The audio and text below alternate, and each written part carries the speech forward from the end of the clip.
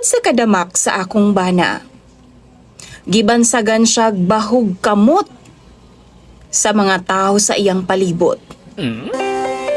Tawagan na lang ko sa pangalang Ading.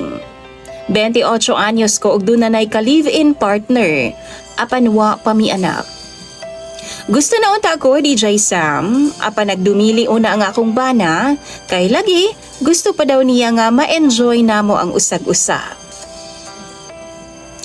Kani akong bana, DJ Sam, o ako ang ka-live-in partner, usa kini siya ka tricycle driver. Itago na lang nato siya sa pangalang Fredo. 35 anyos na siya og feeling nako, doon na siya'y pagkagamay, DJ Sam. Sa uyab pa mi, wa maniniya buhata unta nako. Apan dihang nag-live-in na mi, mga simana siguro. Ni aksyon akong kabalaka kay nagdinamak naman.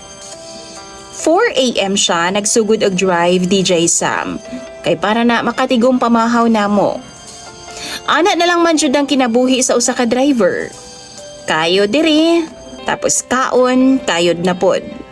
Kumbaga, isang kahig, isang tuka.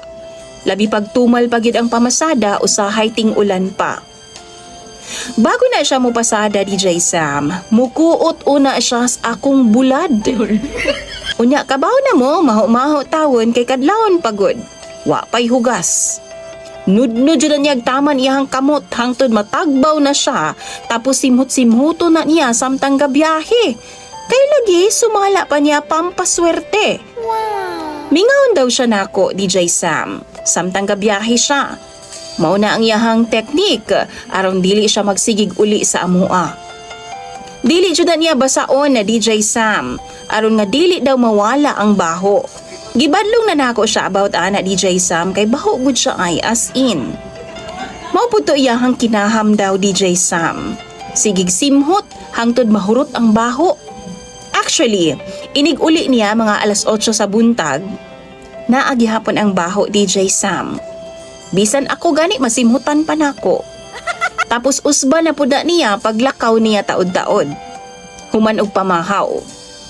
DJ Sam, tungod sa tirada ni Fredo, wa ko masayod nga nisikat na diay siya sa ilahang toda o gibansaga na gani siya boy bahog kamot. Mapasahero man o di ba kaha kauban niyang tricycle driver. Ingon pa kung mutunol man daw siya sa sukli sa pasahero, mga limyon taon ang baho sa akong bulad nga naa sa iyahang kamot, DJ Sam.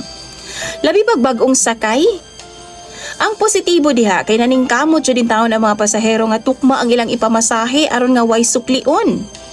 Pero akong gikabalakan, DJ Sam, kay ning ulahi nakakita na siya glali sa iyang kaubanan. Kay nasuko maning ako ang pakno nga partner kay nagsugba-sugba man daw sila dito sa toda. Unya, na magyud na isawsawan, DJ Sam. Nasuko daw kay pugson daw pahunaw sa iyang kauban. Kay baho lagi daw kaayog kamot. May pauli siya sa bahay namo, DJ Sam, perte niyang sukuah. Ug sukad ni adtuwa na siya ni adto pa sa toda. Kawat-kawat na lang siya pamasada sa kilid-kilid. Kay baw naman ta, DJ Sam, nga illegal jud ang mga ana. Mao nang naglagot ko ug akong giistoryahan si Fredo. Pero gahi gyud kay siyang ulo. Giingnan ako siya nga undangan na niyang kuot sa akong bulad, pero masuko naman hinuon siya, DJ Sam. Kay mao daw na ang iyang kalipay. Masuko po siya hugasan ako daan. Kay asa naman daw ang baho ana, DJ Sam. Damak si Fredo, pero palangga nako ni. Mao nang naglibog jud ko kay mas pakatamison pa man yang wa mi kaunon. Kay sa bawalan ako siyang mukuot sa akong bulad o na siya mamasada.